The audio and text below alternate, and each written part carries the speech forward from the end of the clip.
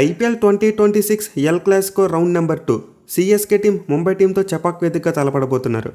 ఈ మ్యాచ్ యొక్క ఇంపార్టెన్స్ గురించి నేనైతే ప్రత్యేకంగా చెప్పాల్సిన అవసరం లేదనుకుంటున్నా. Mainly present play off series దృష్ట్యా చూసుకుంటే ఈ మ్యాచ్ ఇరు జట్లకు చాలా ఇంపార్టెంట్.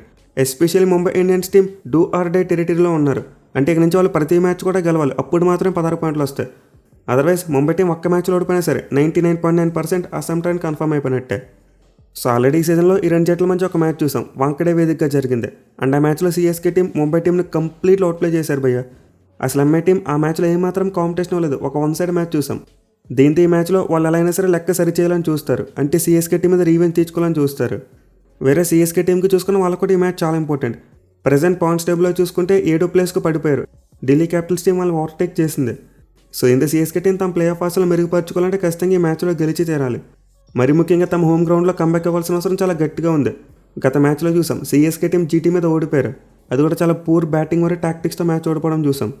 సో ఇంత సిఎస్కే తమ హోమ్ గ్రౌండ్లో మళ్ళీ మొమెంటంని రీగెయిన్ చేయాలని చూస్తారు. ఇన్ఫాక్ట్ వాళ్ళకి ఇది బెస్ట్ ఆపర్చునిటీ అని చెప్పుకోవాలి, ఎందుకంటే ముంబై టీం ప్రజెంట్ చాలా గట్టిగా స్ట్రగుల్ అవుతున్నారు. మెయిన్లీ వాళ్ళ టీం నుంచి ఆ కలెక్టివ్ ఎఫర్ట్ కనిపించట్లేదు. దీంతో ఈసారి సిఎస్కే టీంకు ఆ ఎల్ క్లాసికోని డబుల్ చేసేందుకు అవకాశం కనిపిస్తుంది, అంటే రెండు మ్యాచ్లు కూడా గెలిచేందుకు అవకాశాలు కనిపిస్తున్నాయి. బట్ ఎన్ని ఓవరాల్ హెడ్ స్టాట్స్లో చూసుకుంటే మాత్రం ముంబై టీంకి అయితే ఎడ్జ్ కనిపిస్తుంది. అంటే రెండు జట్లు ఇప్పటివరకు మొత్తం 40 మ్యాచ్లో తలపడితే సిఎస్కే వాళ్ళు 19 మ్యాచ్లోనే గెలిచారు, ముంబై టీం 21 మ్యాచ్లో గెలిచింది. అయితే రెండు జట్లు తలపడి లాస్ట్ 5 మ్యాచ్లో చూసుకుంటే మాత్రం సిఎస్కే టీం అప్పర్ హ్యాండ్, వాళ్ళైతే ఏకంగా 4 మ్యాచ్లు గెలిచారు. సో సిఎస్కే టీంకి అయితే రీసెంట్ ఫామ్ చాలా అద్భుతంగా కనిపిస్తుంది. 2023 నుండి అయితే వాళ్ళు చాలా ఎక్కువసార్లు ముంబై టీంని డిఫీట్ చేశారు. అయితే ఈ చపాక్ స్టేడియం యొక్క హిస్టరీ చూసుకుంటే మాత్రం again Mumbai team upper hand. అంటే మొత్తం 11 మ్యాచ్లు ఆడితే ముంబై వాళ్ళు 6 గెలిచారు, సిఎస్కే టీం 5 గెలిచింది. సో గతంలో చూసుకుంటే ముంబై టీం సిఎస్కే కంచుకోటైన చపాక్ని చాలాసార్లు బ్రీచ్ చేసింది.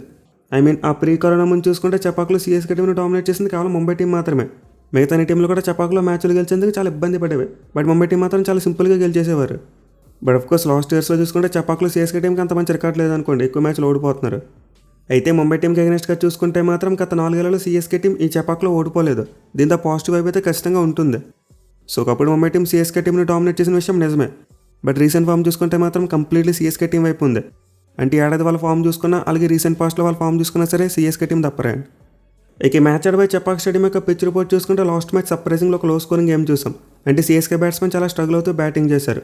అయితే ఒక afternoon match at the same time different pitch use చేశారు, అంటే కొంతవరకు పేస్ బౌలర్స్ అనుకూలించి పిచ్ యూజ్ చేశారు. బట్ ఈ మ్యాచ్ కోసం చూసుకుంటే మాత్రం పిచ్ నెంబర్ 5 వాడబోతున్నారు. అంటే పిచ్ మీద ఆల్రెడీ మనకు భారీ స్కోర్లు వచ్చాయి. అంటే ఏడాది పీబీకేఎస్ మరియు సిఎస్కే జట్ల మధ్య ఒక మ్యాచ్ జరిగింది, అండ్ ఆ మ్యాచ్ ఈ పిచ్ మీద ఆడారు. సో మ్యాచ్లో అయితే మనం భారీ స్కోర్లు చూసాం. పీబీకేఎస్ వాళ్ళు సిఎస్కే టీం సెట్ చేసిన 200+ టార్గెట్ని కూడా చాలా ఈజీగా చేసి పాడేశారు. దీంతో ఈ మ్యాచ్లో కూడా మరోసారి అలాంటిది రిపీట్ అయ్యేందుకు చాలా ఎక్కువ అవకాశాలు ఉంటాయి, అంటే మరోసారి హై స్కోరింగ్ గేమ్ చూడొచ్చు. ఎట్ ది సేమ్ టైం మ్యాచ్లో టాస్ కూడా కాస్త క్రూషియల్గా మారేందుకు అవకాశం ఉంటుంది, అంటే సెకండ్ హాఫ్లో ఇటు వస్తుంది కాబట్టి చేసింగ్ కాస్త ఈజీగా ఉంటుంది. బట్ రివర్స్ పిక్చర్లో సిఎస్కే టీం ముంబై టీంకి అగెనెస్ట్గా టార్గెట్ను అద్భుతంగా డిఫెండ్ చేసుకున్నారు. దీంతో టాస్ అనేది మరీ అంత డిసైడింగ్ ఫ్యాక్టర్ కాకపోవచ్చు, అంటే ఫస్ట్ బ్యాటింగ్ చేసిన టీంకి కూడా మ్యాచ్ గెలిచే అవకాశాలు ఉంటాయి. బట్ ఐడియల్గా చూసుకుంటే మాత్రం రెండు జట్లు కూడా చేజింగ్ని ప్రిఫర్ చేస్తాయి. మెయిన్ గత మ్యాచ్లో ముంబై టీం 240+ కొట్టినా సరే ఓడిపోయారు. దీంతో వాళ్ళైతే ఖచ్చితంగా చేజింగ్ చేయాలని మైండ్ సెట్తోనే వస్తారు. వేరే సిఎస్కే టీం కూడా లాస్ట్ మ్యాచ్లో ఫస్ట్ బ్యాటింగ్ చేసి ఓడిపోయారు. దీంతో మోస్ట్ లైక్లీ ఈ మ్యాచ్లో రెండు జట్ల కెప్టెన్స్ కూడా టాస్ కలిస్తే ముందుగా ఫీల్డింగ్గా తీసుకోవచ్చు. ఇక టీమ్స్ విషయానికి వస్తే మరోసారి ధోని మరియు రోహిత్ వీళ్ళిద్దరి గురించి చాలా డిస్కషన్ నడుస్తుంది. అంటే లాస్ట్ టైం రెండు జట్ల మధ్య మ్యాచ్ మీద ఎలా అయితే ఒక బిల్డప్ క్రియేట్ అయింది, ఇప్పుడు కూడా సేమ్ టు సేమ్ వీళ్ళిద్దరు ఈ మ్యాచ్లో ఆడేస్తారు అనే రేంజ్లో సోషల్ మీడియాలో చాలా బడ్జెట్ చూస్తున్నాం. మీలా ఫొటోస్ ఎక్కువగా సర్క్యులేట్ అవుతున్నాయి. అలాగే మరోసారి నెట్ ప్రాక్టీస్ ఇమేజెస్ అలాగే వీడియోస్ కూడా బాగా సర్క్యులేట్ చేస్తున్నారు. కానీ నాకైతే నమ్మకం లేదు, మీరు కూడా ఎక్కువ అసలు పెట్టుకోకండి. ఎందుకంటే లాస్ట్ టైం చేసిన ఆడవాడికి చూసి ఖచ్చితంగా వీళ్ళిద్దరు ప్లేయింగ్లోకి వచ్చేస్తారని అనుకున్నాం, బట్ రాలేదు. అండ్ ఈ మ్యాచ్ కూడా మోస్ట్ లైక్లీ రాకపోవచ్చు, ఎందుకంటే వీళ్ళ ఫిట్నెస్కి సంబంధించి ఎలాంటి అఫీషియల్ అప్డేట్ లేదు. అంటే ఈ మ్యాచ్ కోసం ఫిట్గా ఉన్నారు, ఖచ్చితంగా ప్లేయింగ్లోకి వస్తారని చెప్పి ఎక్కడ కూడా అప్డేట్ లేదు. పై హార్దిక్ పాండ్యా చూసుకుంటే లాస్ట్ మ్యాచ్ టాస్ అప్పుడు చెప్పాడు రోహిత్ శర్మ 2-3 మ్యాచ్లు మిస్ అవుతాడని చెప్పి.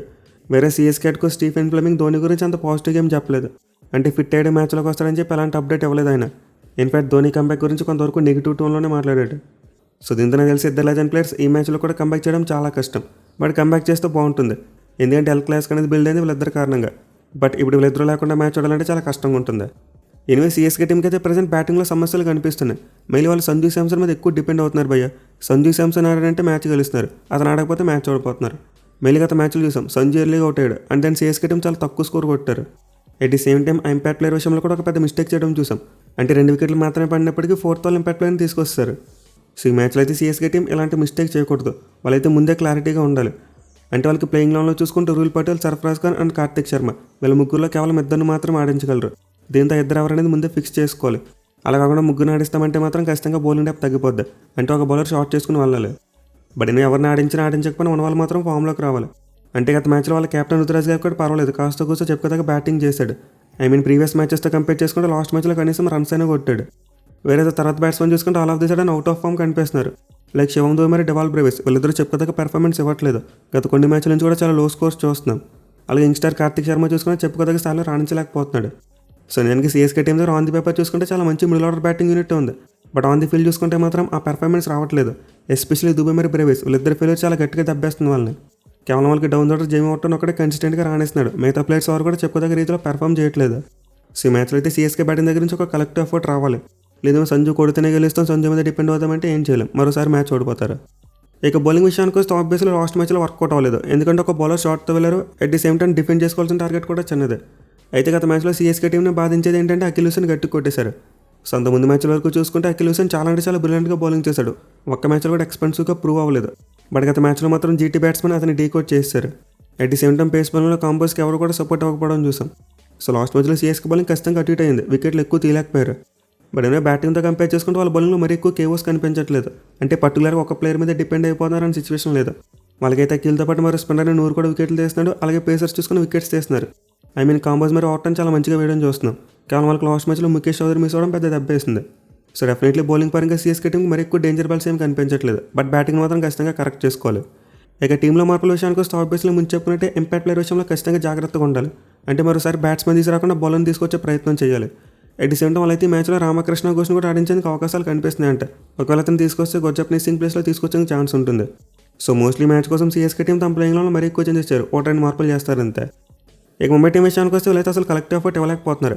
అంటే బ్యాటింగ్ బాగుంటే బౌలింగ్ బాగుండదు, బౌలింగ్ బాగుంటే బ్యాటింగ్ బాగుండదు. సీజన్లో ముంబై టీం 2 మ్యాచ్లో మాత్రం చాలా మంచి ఎఫర్ట్ పెట్టారు. అంటే స్టార్టింగ్ మ్యాచ్లో కేకేఆర్ అగైనెస్ట్గా మంచిగా బ్యాటింగ్ చేశారు. అండ్ ఆల్సో బౌలర్స్ కూడా కాస్త కూస్తో పర్లేదు. ఫ్లాట్ వికెట్ మీద కేకేఆర్ టీం కొంతవరకు తక్కువగా రిస్ట్రిక్ట్ చేశారు. అండ్ జీటీ టీంకి అగైనెస్ట్గా ఒక మంచి బౌలింగ్ పర్ఫార్మెన్స్ చూసాం. వీళ్ళు అందరు బౌలర్స్ కూడా కంట్రిబ్యూట్ చేసి రాణించారు. అయితే మ్యాచ్లో బ్యాటింగ్లో మాత్రం తిలక్ వర్మ ఒక్కడే మెరిశాడు. బట్ గత మ్యాచ్లో మళ్ళీ ముంబై టీం తమ బ్యాటింగ్ని కరెక్ట్ చేసుకున్నారు. అంటే రేన్ రకాల సెంచరీ కొట్టడం, అలాగే మిగతా బ్యాట్స్మెన్ కూడా మంచిగా ఆడడం చూసాం. బట్ అగైన్ ఈ మ్యాచ్లో వాళ్ళ బౌలింగ్ కంప్లీట్లీ తేలిపోయింది. అసలు ముంబై టీం పరిస్థితి చూసుకుంటే ప్రజెంట్ ఎలా ఉంది? బ్యాటింగ్ బాగుంటే బౌలింగ్ బాగోదు, బౌలింగ్ బాగుంటే బ్యాటింగ్ బాగోదు. దీంతో వాళ్ళు కంబ్యాక్ ఇచ్చి మ్యాచ్లు గెలవడం స్టార్ట్ చేయాలంటే కలెక్టివ్ ఎఫర్ట్ పెట్టాలి. అంటే ప్లేయర్స్ అందరూ కూడా కలిసికట్టుగా రాణించాలి. సో బ్యాటింగ్ పరంగా చూసుకుంటే లాస్ట్ మ్యాచ్లో స్కై తప్పితే మిగతా వాళ్ళందరూ మంచిగానే బ్యాటింగ్ చేశారు. మీలా హార్దిక్ పాండ్యా కూడా ఫామ్లోకి రావడం చూసాం. అయితే సూర్యకుమార్ అయితే స్ట్రగుల్ మాత్రం అలానే కొనసాగుతుంది. మిగిలిన అతని సీజన్లో పేస్ బౌలర్స్కి ఎక్కువ అవుట్ అవుతున్నాడు. 6 సార్లు పేస్ బౌలింగ్ అగైనెస్ట్గానే అవుట్ అయ్యాడు. సో దీంతో స్కై దీన్ని అర్థం చేసుకుని మ్యాచ్లో కంబ్యాక్ ఇస్తే బాగుంటుంది. అంటే తన ఇన్నింగ్ స్టార్టింగ్లో కాస్త టైం తీసుకుని బ్యాటింగ్ చేస్తే బాగుంటుంది. సెటిల్ అయిన తర్వాత స్పిన్నర్స్ని కొట్టొచ్చు. వేరే బౌలింగ్లో చూసుకుంటే లాస్ట్ మ్యాచ్లో ఒక పూర్ పర్ఫార్మెన్స్ చూసాం. వీళ్ళు వాళ్ళకి బౌమర్ ఎక్స్పెన్సివ్ స్పెల్ వేయడం మ్యాచ్ని బాగా కాస్ట్ చేసింది. సో బౌమర్ అరౌండ్ 8 ఎకానమీతో బౌలింగ్ చేసినప్పుడే ముంబై టీం యొక్క పరిస్థితి అటు ఇటు ఉండేది. అలాంటిది అతను 50 కంటే ఎక్కువ పరుగులు ఇస్తే ఎలా ఉంటుందో వాళ్ళ పరిస్థితి లాస్ట్ మ్యాచ్ బట్టి అర్థమైపోయి ఉంటుంది. సో ముంబై టీం యొక్క బౌలింగ్ క్లిక్కాలంటే ఖచ్చితంగా బౌమరా ఫామ్లోకి రావాలి, అదర్వైజ్ కష్టం. మీలా టీంకి స్పిన్ బౌలింగ్ విషయంలో అలాగే పర్ వికెట్లు తీసి పెడుతున్నాడు. ప్రతి మ్యాచ్లో కూడా అతనైతే బ్రేక్ త్రూస్ అందించడం చూస్తున్నాం. కానీ పేసర్స్ చూసుకుంటే మాత్రం సరిగ్గా వేయలేకపోతున్నారు. అలాగే ముంబై టీం కూడా తమ లాస్ట్ మ్యాచ్లో ఇంపాక్ట్ ప్లేయర్ విషయంలో ఒక గ్యాంబ్లింగ్ తీసుకోవడం చూసాం. షాదుల్ దగ్గర తీసుకొచ్చారు కానీ అతనికి బ్యాటింగ్ అవ్వలేదు, బౌలింగ్ అవ్వలేదు. సో ఇంత ముంబై టీం కూడా తమ ఇంపాక్ట్ ప్లేయర్ ఇంకా కాస్త స్మార్ట్గా యూటిలైజ్ చేసుకోవాలి. అయితే లాస్ట్ మ్యాచ్లో వాళ్ళు కార్తిక్ పాండ్యా మరియు ట్రెంట్ బాల్ కాస్త బెటర్ బౌలింగ్ చేశారు. ఇన్ఫాక్ట్ గత మ్యాచ్లో హార్దిక్ పాండ్యా ఒక మంచి ఆల్రౌండ్ పర్ఫార్మెన్స్ ఇచ్చాడు. సో దీంతో కొంతవరకు ముంబై టీంకి పాజిటివ్గా ఉంటుంది. బౌమర్ మరియు స్కై కూడా ఫామ్లోకి వస్తే వాళ్ళ టీం గెలిచేందుకు ఎక్కువ అవకాశాలు పెరుగుతాయి. ఇక టీంలో మార్పుల విషయానికి వస్తే ఆబ్వియస్లీ ఇంపాక్ట్ ప్లేయర్ విషయంలో ఏదైనా మార్పు చేస్తారు. అంటే లాస్ట్ మ్యాచ్లో షాదుల్ దగ్గర తీసుకొచ్చారు కానీ ఉపయోగించలేదు. మరి ఈ మ్యాచ్లో అతను కంటిన్యూ చేస్తారా లేకపోతే క్రిస్ భగత్ని తీసుకుంటారో చూడాలి. ఎనివే ఈ 2 జట్లు అయితే ఇప్పటికీ సీజన్లో చాలా మంది ప్లేయర్స్ని ట్రై చేశారు. అంటే ముంబై టీం ఇప్పటివరకు మొత్తం 22 మంది ప్లేయర్స్ని ట్రై చేశారు. వేరే సిఎస్కే టీం చూసుకుంటే 19 మంది ప్లేయర్స్ని ట్రై చేశారు. దీంతో 2 జట్ల యొక్క ప్లేయింగ్ లెవెల్లో అలాంటి మార్పులు జరిగితే అంచనా వేయడం కొంతవరకు కష్టమే. బట్ ఎలాంటి మార్పులు చేసినా లాస్ట్ మ్యాచ్లో ఇంపాక్ట్ ప్లేయర్ విషయంలో 2 జట్లు కూడా తప్పులు చేశారు. దీంతో ఈ మ్యాచ్లో దాన్ని రిపీట్ చేయకుండా ఉంటే సరిపోద్ది. ఇక ప్లేయర్ బ్యాటిల్స్ విషయానికి వస్తే ట్రెంట్ బౌల్ట్ ఈ మ్యాచ్లో చాలా కీలకం. ఎందుకంటే అతనికి సంజు శాంసన్ మీద మంచి రికార్డు ఉంది, అలాగే గైక్వాడ్ మీద కూడా చాలా మంచి రికార్డు ఉంది. సో బౌల్ట్ అయితే గతంలో శాంసన్ 8 ఇన్నింగ్స్లో 3 సార్లు అవుట్ చేశాడు. అది కూడా 27 బంతులు 32 పరుగులు మాత్రమే ఇచ్చాయి. వేరేస్ గైక్వాడ్కి అగైనెస్ట్గా చూసుకున్న సిమిలర్ కైండ్ ఆఫ్ రికార్డు ఉంది. అంటే 6 ఇన్నింగ్స్లో 3 సార్లు అవుట్ చేశాడు. అది కూడా 31 బంతులు 34 పరుగులు మాత్రమే ఇచ్చాయి. సో ఇండియా మ్యాచ్లో ముంబై టీంకి బౌల్ట్ చాలా కీలకంగా మారుతాడు. పవర్ ప్లేలో కనుక 2 సిఎస్కే ఓపెనర్స్ అవుట్ చేస్తే ఖచ్చితంగా ముంబై టీం గెలిచే అవకాశాలు పెరుగుతాయి. ఇక తర్వాత చూసుకుంటే సిఎస్కే మిడిల్ ఆర్డర్ బ్యాట్స్మెన్ గజన్ఫర్ని ఎలా ఫేస్ చేస్తారనేది కూడా ఒక ఇంపార్టెంట్ బ్యాటిల్. గజన్ఫర్ చాలా కన్సిస్టెంట్గా మిడిల్ ఆర్డర్ బ్యాట్స్మెన్ అవుట్ చేస్తున్నాడు. ఇన్ఫాక్ట్ లాస్ట్ టైం దూబేని కూడా అవుట్ చేశాడు. దీంతో మరోసారి వాళ్ళిద్దరి మధ్య ఒక మంచి బ్యాటిల్ని ఎక్స్పెక్ట్ చేయొచ్చు మనం. వేరేజ్ ముంబై టీంకి బ్యాటింగ్ సైన్ చూసుకుంటే అఖిల్ హుసేన్ ఎలా టైకిల్ చేస్తారు. లాస్ట్ మ్యాచ్లో పవర్ ప్లే అఖిల్ హుసేన్కి వికెట్స్ ఇచ్చేశారు. బట్ వాళ్ళ కొత్త ఓపెనర్స్ అయిన రికల్టన్ మరియు విల్ జాక్స్ ఇద్దరికి చాలా మంచి రికార్డ్ కనిపిస్తుంది హుసేన్కి అగైనెస్ట్గా.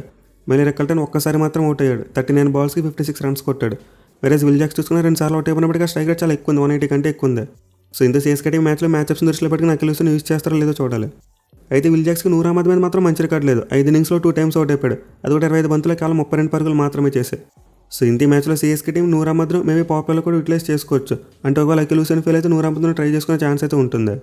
ఎనివే రెండు జట్లుగా కలెక్ట్ ఎఫర్ట్ చాలా ఇంపార్టెంట్. అంటే ఏ టీం అయితే బోత్ బ్యాటింగ్ అండ్ బౌలింగ్ రెండింటిలో కలెక్ట్ ఎఫర్ట్ ఇస్తారు, వాళ్ళ మ్యాచ్ గెలుస్తారు. అదర్వైజ్ ఈ మ్యాచ్లోకి మరోసారి సిఎస్కే టీమే ఫేవరెట్స్గా బరిలో దిగుతుంది. చూడాలి మరి ముంబై టీం రివెంజ్ తీర్చుకుంటుందా లేకపోతే సిఎస్కే టీం ఈ ఎల్ క్లాస్కొని డబుల్ చేస్తారనేది.